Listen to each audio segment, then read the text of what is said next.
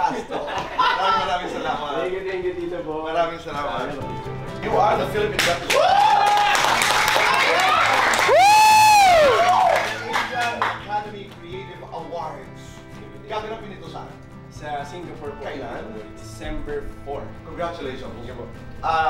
December 4 at sana'y masungkit natin yung tropeo. Sana po. Alam mo ba, Kokoy, na napakahusay mong artista? Hindi yung totoo. Do you know, when did you know na napakahusay mong artista? Marunong lang po talaga. Yun lang po yung tinatatak ko sa utak ko pag nakaka-receive ako ng ganyang klaseng compliment na yun. Pwedeng comedy, pwedeng drama, at may intensity na kakaiba eh. Yes, ito po. No, but we're talking about your film. Ito yung Your Mother's Son. Pero meron akong paboritong linya ng isa sa mga character po doon. Ni Sarah, ni Ate Sue Prado. Shoutout si Ate Sue. Okay, can you do it for us? Di naman ako umaasa na mamahalin mo ko araw-araw.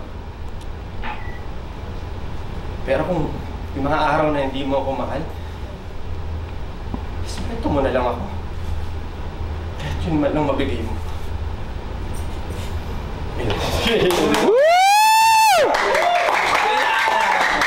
Takot ka raw sa heights, takot ka sa ipis! Hindi, akin lang yan. Ipis, ano ba, multo, Heights, tubig. Kaya hindi ko nga alam ba't nasa Running Man ako kasi lahat takot ako tito. Kaya ang tawag sa'yo sa Running Man ay? Boy Cabado. Boy Cabado, okay. Oh, pero yung takot, nagagamit mo ba yan? Parang to fuel, you know, yourself as an actor? Yes, can you transform that into an enerhiya, ika nga? Madalas dito boy kasi Ginagamit pag wala po yung kaba may mali sa akin. So meron pong mga takes na alam kong wala akong kaba, feeling ko isa pa. At kung hindi man umisa si Direk baka po pwedeng, kasi alam ko hindi buo. Kasi walang kaba ni kaunti. Ayoko lang magpalamon sa kaba dito boy kasi iba na yun eh. Parang hindi ko na magagawa. Pero nagagamit mo ang kaba? Nandun po siya pala. Hindi nga, yung totoo. Dito po hindi po. Hindi. Nag-enjoy lang po kami ni. So pag pinag-uusapan ng takot sa pag-ibig, anong takot mo sa pag-ibig? Takot ko sa pag-ibig. Ang unang pumasok dito boy sa isip ko ngayon, takot ako na mawala ulit yung para sa sarili ko, para sa pamilya. Ay, may gano'n akong something na pag nandun kasi ako sa moment na yun, ewan ko kung ako lang to, marami naman siguro nakaka-relate na parang hindi ako eh. Parang gusto ko to.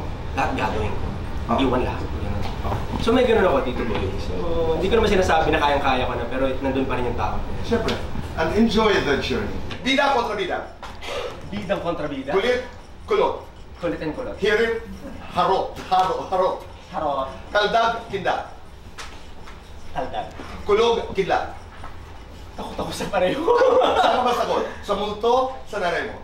Nanay ko. Saan ka mas magaling? Umacting, magpa-cute. Bakit na lang? Guilty. May nakadate na mas matanda. Yes po. Lagi. Lagi! Guilty or not guilty? Na in love sa co-star?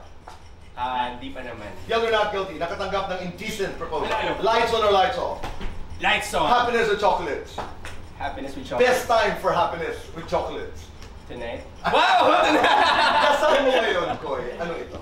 Dasal ko po, pamilya ko. Siyempre, unang-unang pamilya ko. Yung health. Ayoko magkasakit sila. Kami. Siyempre, dyan, pati yung airpods ko na nasa bag ko.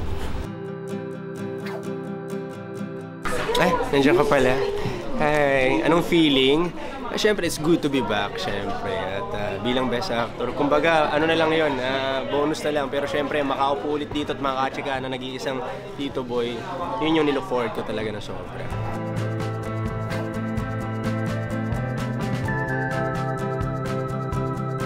Ma-advise ko lang siguro, keep pushing forward lang talaga. Huwag kang mag-stay lang dun sa kung ano yung alam mo na. And syempre, sabayan lang din palagi ng panalangin at saka ng, alam mo yun, maging open lang lagi sa lahat ng mga adjustments, sa lahat ng mga sinasabi sa'yo sa paligid. Di naman lahat, lalo na sa social media, huwag kayo masyadong papaniwala sa lahat yan. Pero yung, kung ano yung, sino yung mga malalapit sa'yo, dun ka, mas makinig kasi sila yung mas nakakakita at mas nakakilala sa'yo.